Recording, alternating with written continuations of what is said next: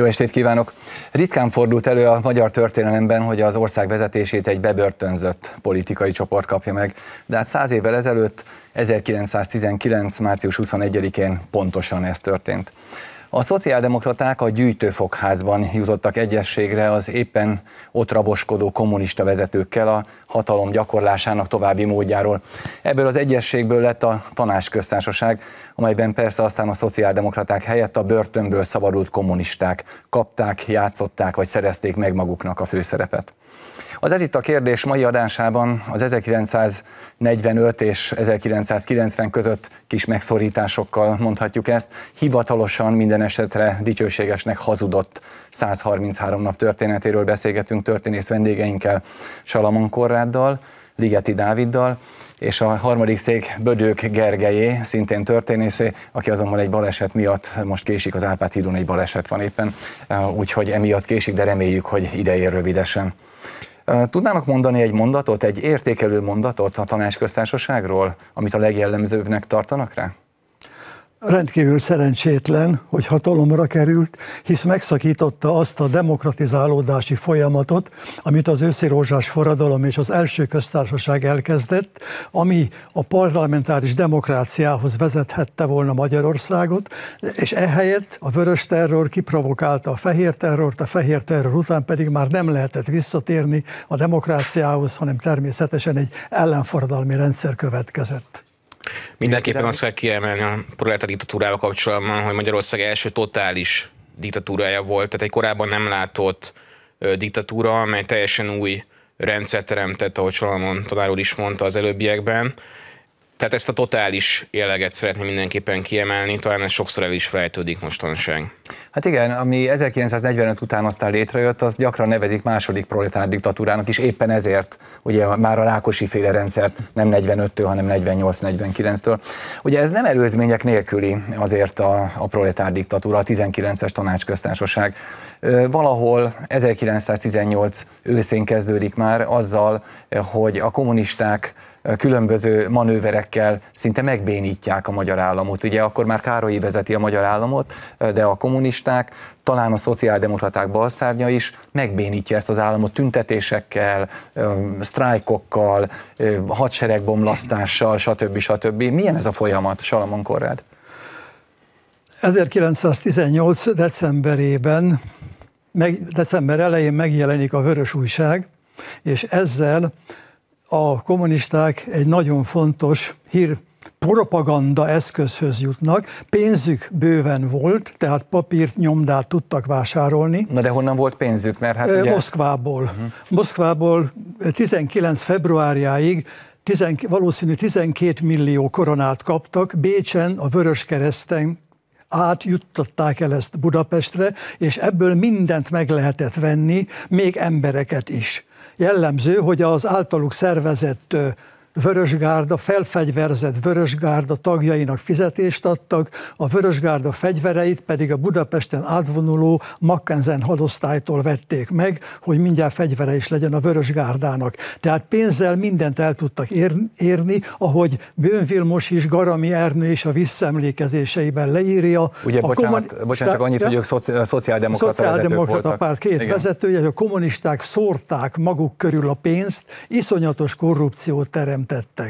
Tehát ezzel hatni tudtak, a másik, tehát visszatérve az újsághoz, a propagandához, mert nem csak a Vörös Újság, hanem a szórólapok, a plakátok, az ingyen terjesztett brossúrákba felelőtlen, de a csillagos égigérő ígéretekkel butították el a nélkülöző, szűkölködő embereket, mindent megígértek, még azt is, amit az emberek nem kívántak. Most érthető módon a politika lényegét és a korabeli helyzetet átlátni nem tudó emberek bedőltek ezeknek a hamis ígéreteknek, és egyre többen kezdték a kommunistákat támogatni. Ilyen ígéret volt például 19 februárjában, hogy minden frontot megjárt katona kapjon 5400 koronát.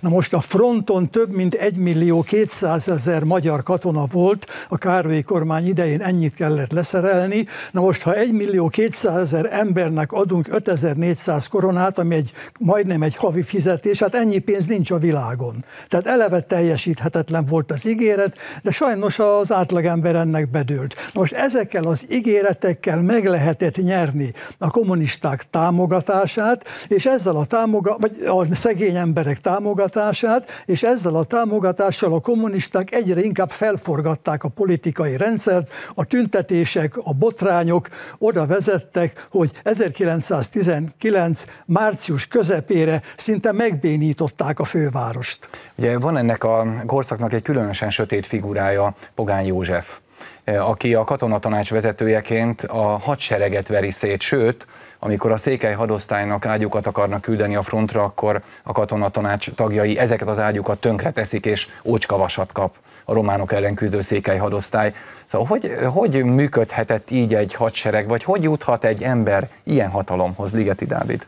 Itt azt kell mindenképpen kiemelni, amit talán az első mondatban is kellett volna említenünk, hogy a Tanácsköztársaság esetében egy import dologról van szó. Tehát nem megkerülhető a szovjet-orosz hatás.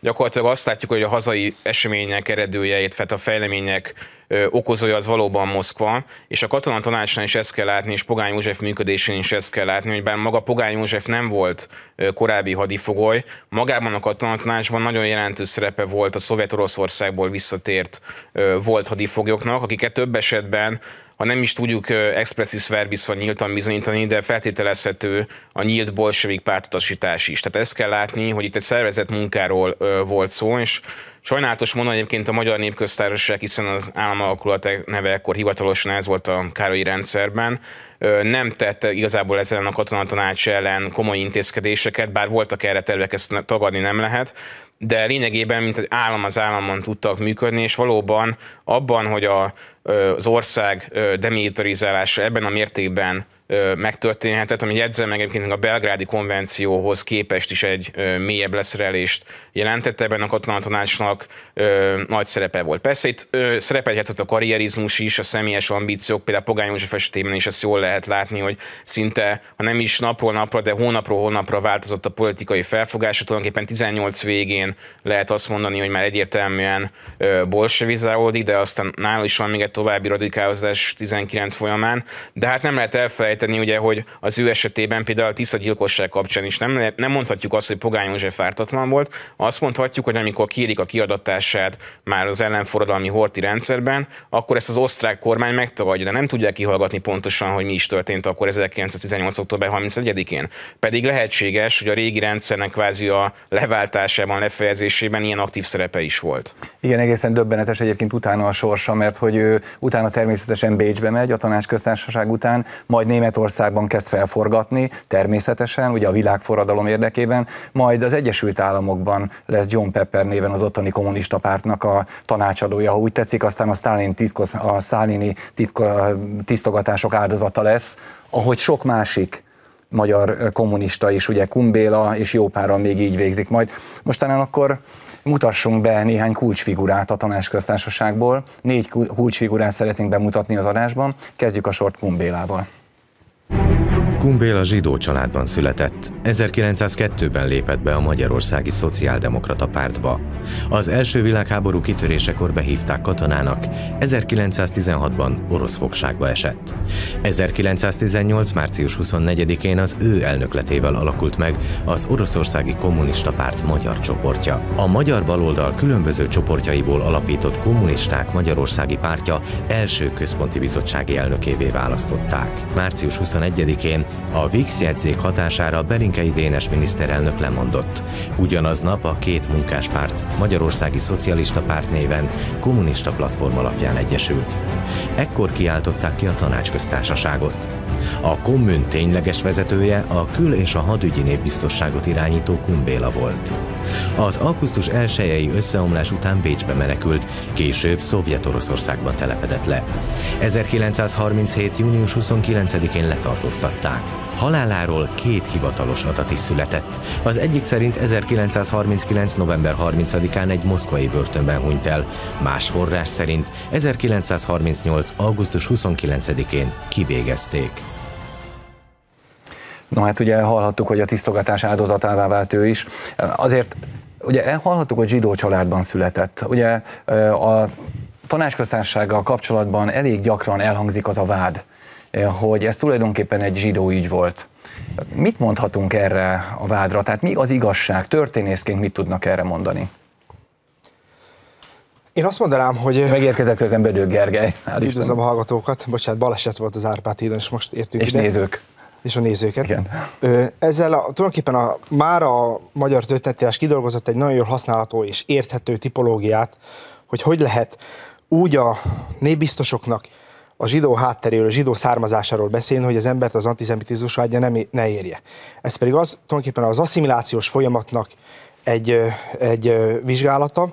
Ha valaki a 19. század végén idézősen jó magyar állampolgár akart lenni a bevándorló zsidóság tagja közül, akkor aznak végig kellett menni egy elég hosszú asszimilációs folyamaton, ami nyelvváltással, identitásváltással, vallásváltással is járt. És ezen nagyon sokan végig is mentek. De voltak, akik ezen a ténylegesen hosszú úton valamilyen módon megálltak, megrekedtek, már elveszítették zsidó identitásukat, de még nem vették fel teljes mértékben a magyart. Ezeknek tulajdonképpen a senki földjén maradt zsidó hátterű, zsidó származású, de már nem zsidó vallású egyének számára a kommunizmus egy olyan jó fogódzót talált, ami pont azt hirdette, volt egy messianisztikus egalitarizmusa, mindenki irányába nyitott volt. Ők ezekben a mozgalmakban éppen ezért gyakran fölülreprezentáltak. Ráadásul, ha megnézzük a tanácsköztársaságnak, a népbiztosainak a hátterét, akkor az önmel fővároshoz kötöttek, amelyben a zsidó lakosság aránya a statisztikák szerint 20-25% volt, illetve az egyetemi hallgatók körében is kb. 20-30%-ra tehető, tehát ezért volt ez a felülreprezentáltság, de például ők, Kumbéla is és mások is magukat nem zsidóknak tartották, hanem, ahogy többször elmondta, kommunistáknak tartották, és a tanácsköztársaság, ha valamivel szembe ment, akkor az ateizmusa tényleg a vallásos zsidóknak az érzelmeivel, és a kereskedelemben élen járó polgárság pedig nagy mértékben áldozata volt a tanácsköztársaságnak. Ha valamivel szembe ment a tanácsköztársaság, az a magántulajdon sérelme volt. És a magyar polgárosodásban élen járó zsidóság tagjét éppen ezért már gyakorlatilag kezdettől fogva szembeállította magát a rezsimmel.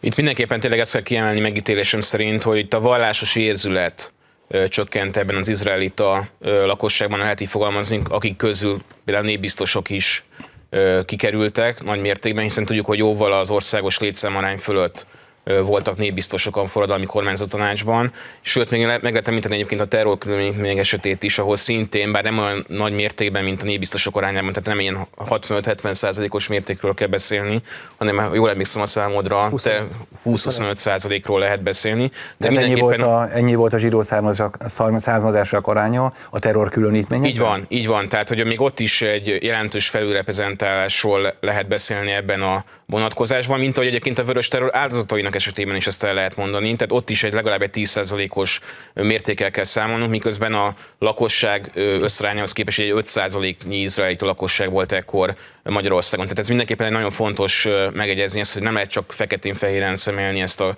kérdést, de még egyszer visszakanyarodva, és pont csatlakoz az első mondatokhoz is, hogy a rendszer totális jellegét ez is mutatta, hogyha az emberben a vallásos érzület, az erkölcsi szabályok kvázi kicsit fellazulnak. Egy totális rendszerben, ahol igazából a jogrendszer is nagyon képlékenyé, illetve sok esetben bizonytalanná válik, ott egyértelműen csak ezek a morális gátak fékezhették volna meg azt a folyamatot, amit tulajdonképpen ebben a 133 napban megtörténik, és ezért szoktam talán idézni, lehet a párhuzam talán sokakat meglep, de a Nürnbergi tárgyaláson ugye Franz von Papen volt alkoncere, fogalmazta ezt, mert pont a náci mozgalommal kapcsolatban, hogy a vallásos érzet megrendülése a sok mindent megmagyarázott, és mivel a tanácsköztársaság és totális rendszer volt, megítélésem szerint ez az analógia itt is használható. Hát igen, használható, és ráadásul ugye Botlik József tanár úr mondta itt, hogy hát mi is volt a Szovjetunió zászlaja, ugye a Nemzetközi Munkásmozgalom vörös zászlaja benne a sarló kalapáccsal.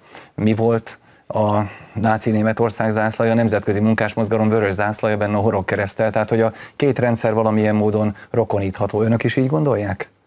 Mindenképpen, tehát a totális rendszerekben számos hasonlóság van annak ellenére, és az ideológiák látszólag sok szempontból ütköznek, és hát halálos ellenségei lettek későbbiekben egymásnak, de tulajdonképpen egy messianisztikus, vallásos hit, ha lehet így fogalmazni, mert tulajdonképpen a kommunistákat, bolsevikeket ekkor 1918-19-ben vezeti, az mindenképpen szerintem alkalmazható és tovább is gondolható ez a hasonlat. Tegyük azt hozzá egyébként, hogy ebben nem csak úgymond az eszmeit képviselő politikusok, teoretikusok jártak élen, hanem azt azt lehet mondani, hogy az egész társadalomban volt egyfajta nagy várakozás, és ebben talán pont Salmon tanár úr a legjobb ismerője az országban. 1918 végén pont a háború okozta nélkülözések, szenvedés, nyomor. Hosszan lehetne folytatni ezt a sort, tényleg amilyen tragikus állapotban volt a magyar társadalom is, de egyébként a világról ez nagy része ezekor elmondható volt. És akkor valóban megfogalmazódott egy olyan igény, hogy egy új ideológia, egy új eszmerendszer fog egy új békés világrendet elhozni a világban, és ezért van az egyébként, hogy a 1919-es tanácsköztársaság a magyar értelmiség egy jelentékeny részénél támogatásra lelt, főleg a megalakulásának időpontjában, de hát itt lehetne hosszan sorolni a neveket, Tóth Árpád, Kodály Zoltán, Babics Mihály, és ezt a sort hosszan lehetne folytatni, akik nem csak szimpatizáltak a rendszerrel, hanem többé-kevésbé megértették a céljait is, nem számolhattak persze számos negatív következményen, például a vörös terrorral. Megemlítették a vörös terrort, és visszatérünk majd még ide az írókhoz, költőkhöz, meg az értelmiséghez külön, de most beszélünk Szamuely Tiborról, akit a Tanácsköztársaság legszélsőségesebb bolsevikjai között tartottak számon, mégpedig a vörös terror végrehajtójaként. Tehát Szamuely Tiborról adunk most egy kis életrajzot. Szamuely Tibor Nyíregyházán született, érettségi után újságíróként dolgozott. Az első világháborúban orosz fogságba esett, ahol a magyar hadifoglyok kommunista csoportjának politikai megbízottja lett. 1919. januárjában tért haza, vezető szerepet kapott a Kommunisták Magyarországi Pártjában. A Tanácsköztársaság idején számos vezető pozíciót töltött be. 1919. májusában Moszkvába repült, majd visszatértekor magával hozta Lenin üzenetét és útmutatását a magyar kommunista vezetés számára. A kommunista diktatúra egyik leghírhettebb hóhéraként ismerték. Oroszlán része volt a vörös terror szervezésében és működtetésében. A vidék megfélemlítésére, a felkelések leverésére, a megtorlásra Szamuely Tibor kapott teljhatalmat. A Tanácsköztársaság bukását követően Szamuely Ausztriába próbált menekülni. A határon elfogták, ahol a nála lévő pisztollyal mellbelőtte magát. Az a kérdés, hogy vajon ez a rendszer fenntartható volt-e terror nélkül, vagy csak terrorral lehetett fenntartani? Kezdetben eltúlozták a veszélyességét, az ellenzék vagy ellenfél veszélyességét, de ugyanakkor a kommunista rendszer alapító atyái eleve előírták a terrort. Már Marx a Gótai Program kritikájában 1875-ben megírta, hogy a kapitalizmus és a szocializmus között kell egy átmeneti időszaknak lenni a proletariátus forradalmi diktatúrájának. Ezt a forradalmi diktatúra gondolatát Lenin még tovább részletezte. Tehát ők mindenképpen terroristásdit akartak játszani, mert az alapelvek ezt írták elő. Most hozzá kell tenni mindenhez, hogy például Szamuely fanatikusan hitt a kommunizmusban, mint a többi kommunista. Megváltásnak tekintette a kommunizmust.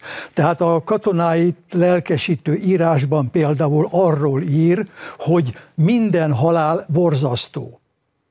De föláldozni magunkat egy szebb, dicsőbb, boldogabb jövőért, az nem lehet más, mint nagyszerű, lelkesítő, magasztos. És a vértől nem kell félni, ugye? És a másik, hogy a vértől nem kell félni, az már ugye a lényegről szól, hogy ha kell, akkor ölni kell, és itt is először magasra emeli ezt a gondolatot, hogy ez magasztos, és sőt, még a szentség szót is használja, és utána viszont már arról beszél a katonáknak, hogy viszont éppen ezért az ellenfelet minél gyorsabban el kell takarítani, meg kell gyilkolni, pillátok meg ne rebbenjen, kezetek meg ne remegjen, és a többi, és a többi. Tehát ez a vér motívumához tartozik, de ezt fogalmazta meg Lukács György is a Taktika és etikában például, amikor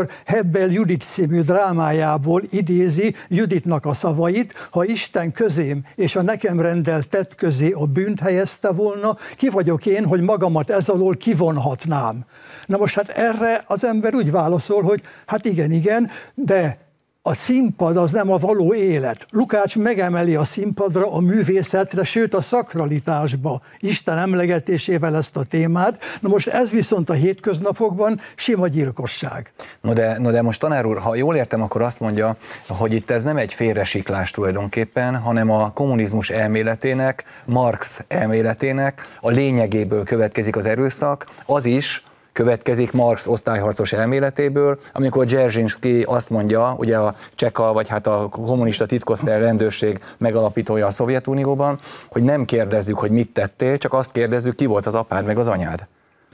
Igen, ez egyértelmű, tehát azt kell látni, hogy ezek a kommunista világért lelkesedő fiatalemberek azt hitték, hogy itt ők valóban egy világ megváltásnak a végrehajtói. Lukács ebből indul ki többek között, ezt is megemlíti, hogy itt azért nem lehet kompromisszumot kötni, mert ez nem csak a proletariátus osztályharca, hanem ez az egész emberiség boldog jövőjéért folytatott küzdelem, és visszatér ahhoz a marxi-engelszi gondolathoz, hogy az emberiség eddigi története az mint egy előtörténet, és csak a kommunizmussal valósul meg az emberiség valóságos története. És osztályharcok története.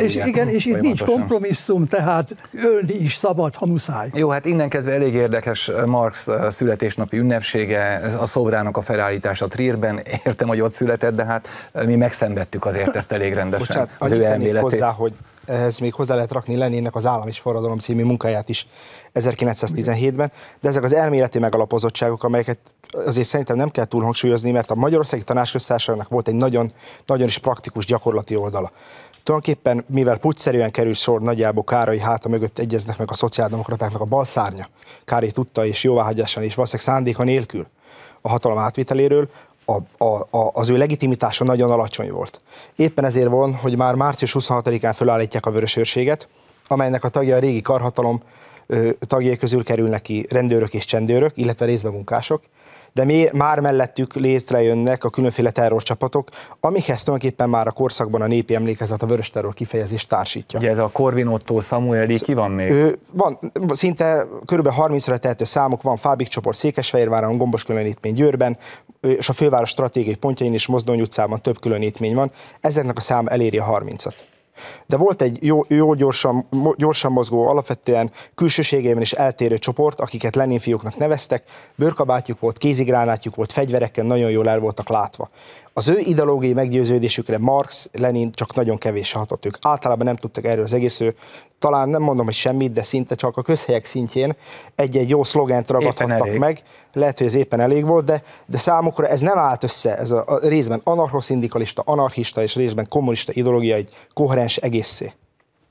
De ehhez hadd fűzzem hozzá, hogy viszont a Lenin fiúk a síralomházba írt emlékezései, vagy utolsó levelei, azt bizonyítják, hogy valamennyien forradalmárnak hitték magukat, valamennyien azt írták, hogy büszkén halnak meg, bátran halnak meg, sőt olyan is van, hogy örömmel hal meg, mert hogy ezután diadalmaskodni fog az eszme. Tehát átvették mindazt, amit például Samuelitől is idéztem, és ezt maguknak természetesnek tartották, hogy ők maguk egy új világnak a harcosai, amire büszkék. Mi a mérleg? Mik a számok, a vörös terrornak a számai a Tanácsköztársaság idején? Ugye egy háború után vagyunk sok millió halottal, tehát ehhez képest kis számot fogunk mondani, de ahhoz képest, hogy már békének kellett volna lenni, elég nagyot. Igen. Miért foglalkoztam ezzel, gyorsan elmondanám. Már 1920-ban elindul egy nagy országos gyűjtés Vári Albert királyi főügyésznek a vezetésével, amit kiadnak, ha jól emlékszem, 22-ben, és csak a rendszerváltás óta legalább 4-szer. Ez egy piros kötet, bárki hozzáférhet az antikváriumokban. Ez egy nagyon precíz és pontos regiszter, amelyben Vári 590 főben állapítja meg a vörös terror áldozatai számát, közli a kivégzés körülményeit, dátumát, a neveket, mi volt az áldozatok bűne, rövid esetleírásokat is csatol hozzá, és ami nagyon fontos 100 év perspektívájából, hogy megadja az eredeti jegyzőkönyvnek az elérhetőségét. Tehát ezek ellenőrizhetők és utána számolhatók. Nálunk a Clio intézetben most zajlik egy kutatás, amelyben ezt próbáljuk kicsit revízió alá venni, és legalább 8-9 kategóriát föl lehet állítani, amelyben én azt gondolom, kb. 360 fő, aki ténylegesen a vörös terror áldozata, tehát statályirális úton kivégzik, kiszállnak az adott helyszínre, a Lenin-fiúk vagy vörösőrök és kivégzéseket foganatosítanak. Van egy olyan 108-110 fő, akik pedig fegyveresen szállnak szembe az érkező vörös katonákkal vagy a reguláris hadsereggel, és tulajdonképpen klasszikus lövöldözésbe, polgárháborús állapotok viszonyai közepette lelik a halálukat. És vannak kisebb kategóriák is, köztörvényes bűncselekmények, kb. 30, van véletlen esete, vannak öngyilkosságok is. Tehát körülbelül a terrornak a Vári Alberthez képest azt gondolom kb. 60%-a az, aki ténylegesen a Vörös Terrornak a számlájára írható. Itt egy pici vitám van Gergővel, ugyanis én abból a szempontból másképp látom a helyzetet, hogy ezt egy kicsit a Vörös Terror leszűkítésének érzem a utolsó mondatod. Legyen szabad azt mondani, hogy maga Vári is írja egyébként, hogy számos esetben nem tudta elvégezni ezeket a viszonylag precíz vizsgálatokat, és ezért nem szerepel az adott név ebben a kötetben. Például ugye a Párciumvidékét kell itt megemlíteni, ami viszonylag hamar román kézre kerül, és itt lehetősége sem volt arra, hogy már trianoni határok kívül lévő területeken ezeket a vizsgálatokat lefolytassa. Továbbá azt kell még egyszer szerintem hangsúlyozni, ami szerintem nagyon lényeges ebben a vonatkozásban, hogy a proletár diktatúra esetében a Vörös Terror általában nem egy önjáró különítmény, saját személyes döntése volt, hanem itt egy állami felhatalmazás volt arra, hogy az állam nevében, a diktatúra nevében lehet, sőt kell is zsilkolni, a helyzet így kívánja. Ugye emlékeztetünk Szamuely Tibornak a híres, illetve a Szamuely Tibornak írt Kumbéla utasításra, hogy ki kell írtani a szükséges az egész burzsóáziát. Tehát egy állami szintre van emelve a terror, tehát nem arról van szó, mint például a Károlyi korszak idején a zöld kádereknél, hogy fosztogató csapatok voltak, és ezekben a fosztogatásokban, rablásokban több ember meghalt, kétségtelen mondom, mint a Vörös Terror folyamán. De ekkor nem egy állami utasítás, hogy állami jóváhagyásra történik ez a cselekmény, hanem bűnbandák alakulnak.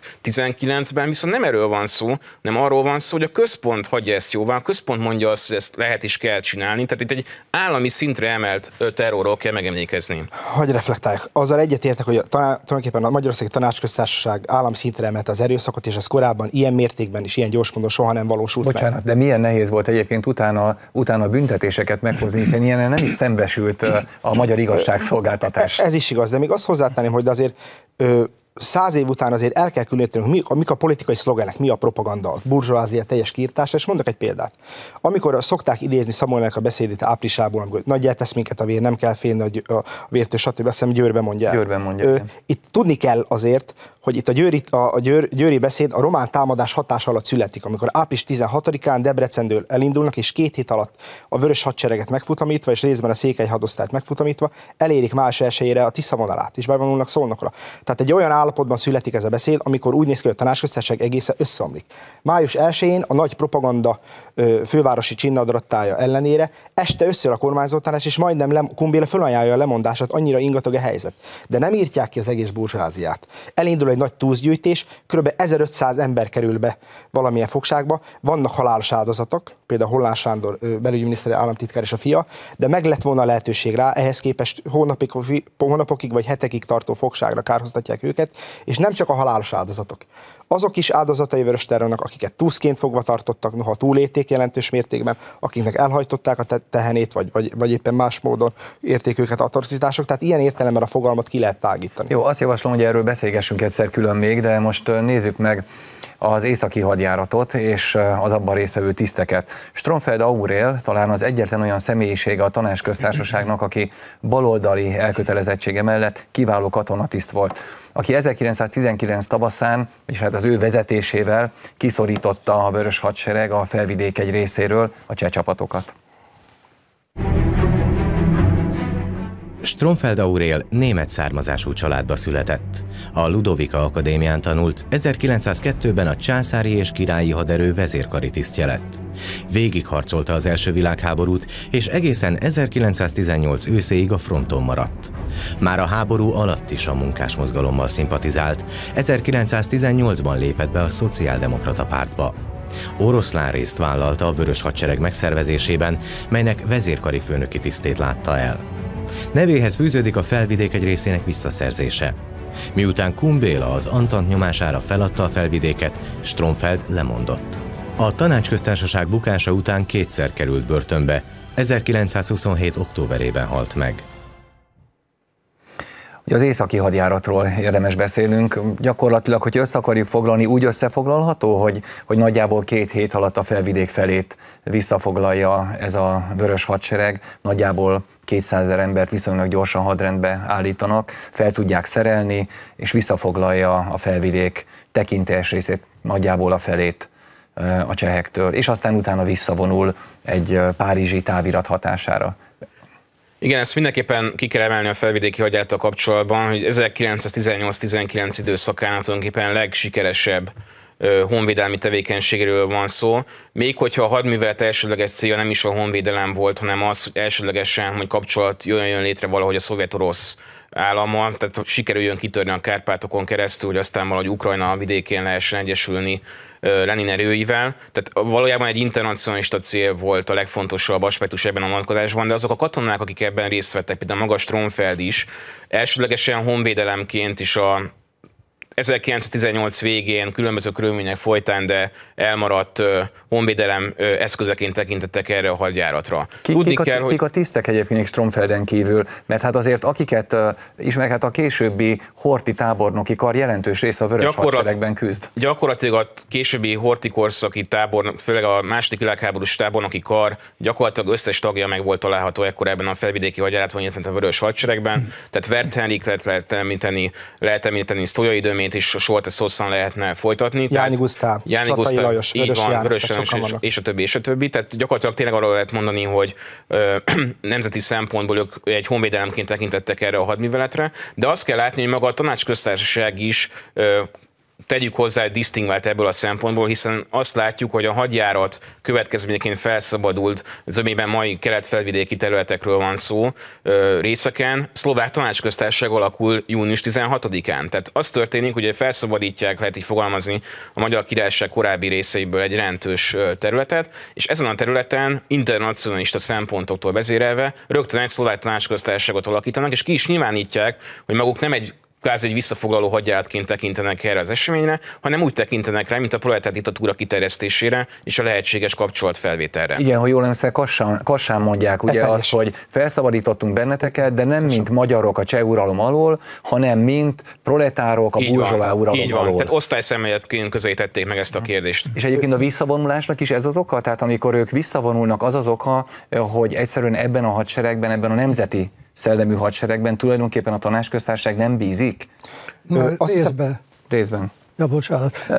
Tehát részben igen, Kumbéla ugyanis érzékelte, hogy a tisztikar az nemzeti szellemű, és a hadsereg a nemzeti szellemű tisztek befolyása alá került, ezért is mond könnyen igent Clemenceau javaslatára, amely megígér egy nyugalmi időszakot a Tanácsköztársaság számára, és úgy gondolja, hogy ez alatt az időszak alatt rendbe hozzák a proletár diktatúra belügyeit, és rendbe hozzák a hadsereget. Na most a visszavonulással kapcsolatban érdekes idézni Stromfeldnek a hadparancsát, aki lemond, de a helyén marad, és ahogy írja a hadparancsot, mert kötelességének érezte, hogy azt a hadsereget, amely oly hősiesen végrehajtotta parancsaimat, ezen a nehézségen átsegítsem.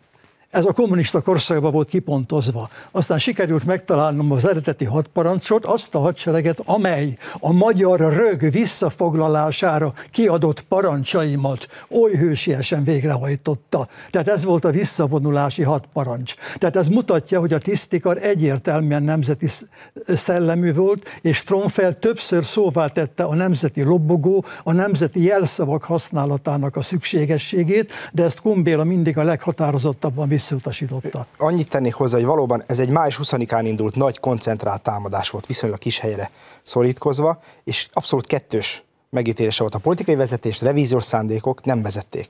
Erre jó példa az eperjesen kikiáltott szlovák tanácsköztársaság. De amikor Kumbéla végrehajtja a Clemenceaunak a jegyzékét, ami június 13-án érkezik meg, illetve a másodikat, hogy kiürítik a felvidéket, és lényegében visszarendelik a csapatokat a demarkációs vonalakra, és az azt hiszem, hogy június 30-án indul el, nem véletlen, hogy a tisztikarnak egy jelentős része ezután kezd orientálódni a Szegeden már szárnyait bontogató ellenforduló kormányzat felé, és jelennek meg ott egyre nagyobb számban. Ez a csalódottságokat mutatja. Fel is bomlik a hadsereg hadsereg ugye pillanatokon belül. Pontos, általában egy győztes hadjárat után a hadsereget visszavonni, az mindig eléggé demoralizáló dolog, de egyébként hozzá kell tenni, hogy nagyjából ez a magyar hadsereg ott elérte az akciórádiuszának a maximumát, elérik a galíciai határt. A csehszlovák hadsereget ezt követően átszervezik, olasz tiszteket visznek oda, tehát ott már nem tud, hogy mi lett volna. De a hadsereget ez demoralizálta, de Kumbéla döntésében az is benne volt, hogy Georges Clemenceau azt ígérte cserébe, hogy ha visszavonják a magyar csapatokat, akkor a román hadsereg, amely megszállja a Tiszántúlt, ezt ki fogják üríteni. Na most Kumbéla visszavonta a csapatokat, a románok viszont nem ürítettek ki a Tiszántúlt.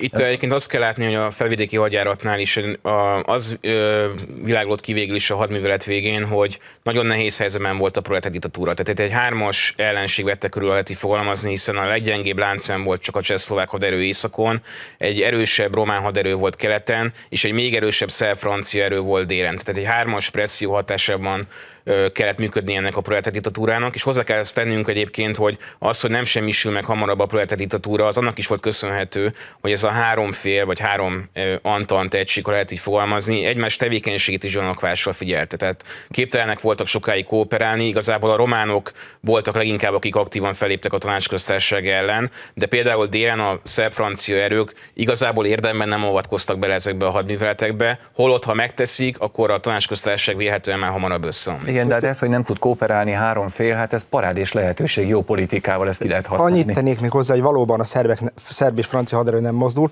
Csehek április 26-án azért kicsit benyomulnak és megcélozzák a Salgótarjáni medencét, és még volt egy belpolitikai szempont is. A Tanácsköztársaságnak a társadalmi bázis annyira meggyengült, hogyha megnézzük, akkor május közepe és június közepe között, tehát ebben az időszakban az ellenforradalmi felkelésnek a száma megduplázódik, és ezt Kumbéla jól érzékelte. Tehát inkább a megmaradt területet próbálta organizálni, akár erőszakkal is, és ezért is vonta vissza a csereget. Tehát ebben ez még egy szempont volt. Igen, tehát az is tanulságos, erről is érdemes lenne egyszer beszélnünk, hogy ekkor még lehet egy 200 000-es hadsereget felszerelni, tehát működik ez tüzérséggel, némi légierővel is.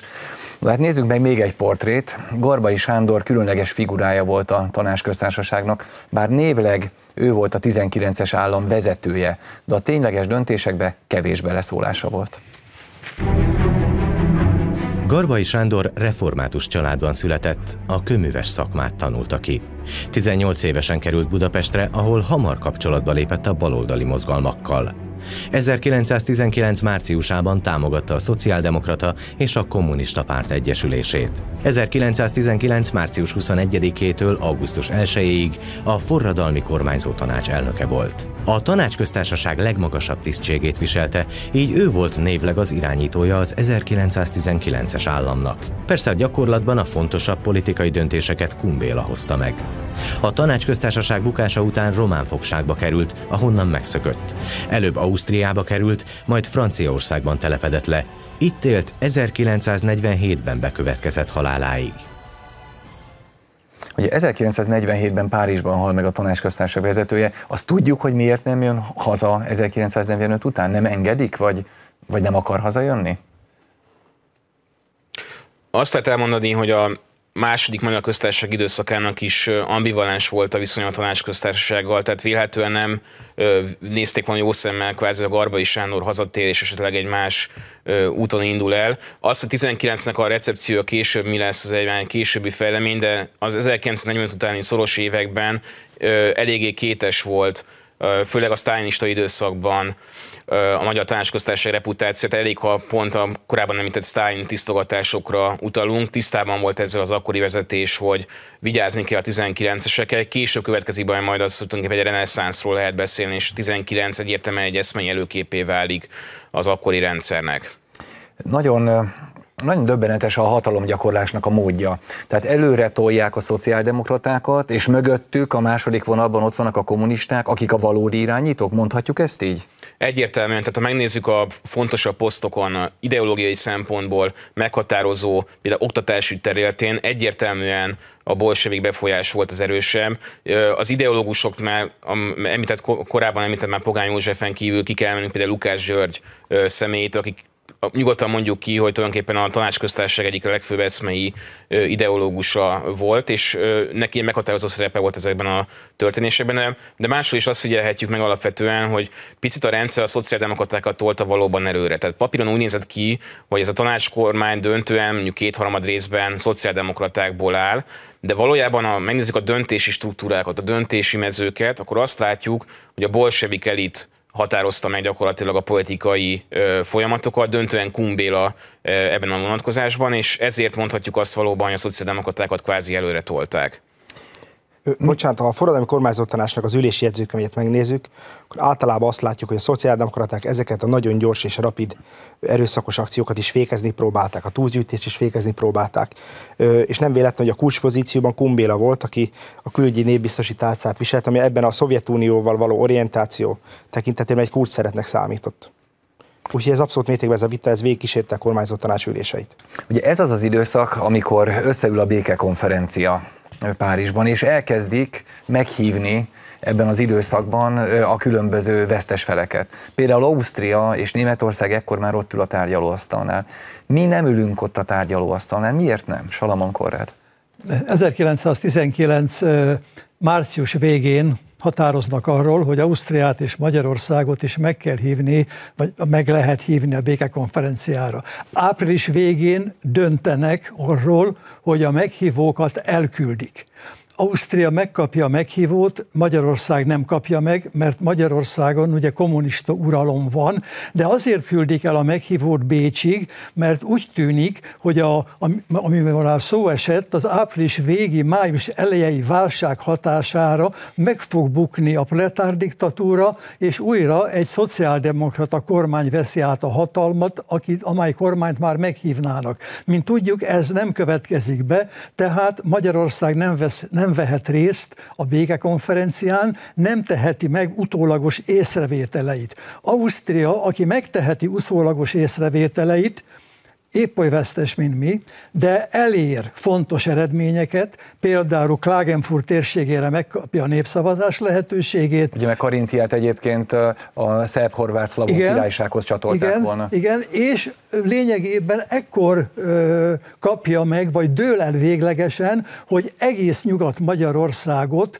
Ausztriához fogják csatolni épp a Magyarországról fenyegető bolsevista veszély miatt, amiről Renner kancellár nagyon ékes szavakkal győzködte a békekonferenciát, hogy itt milyen nagy veszély fenyegeti Magyarországról.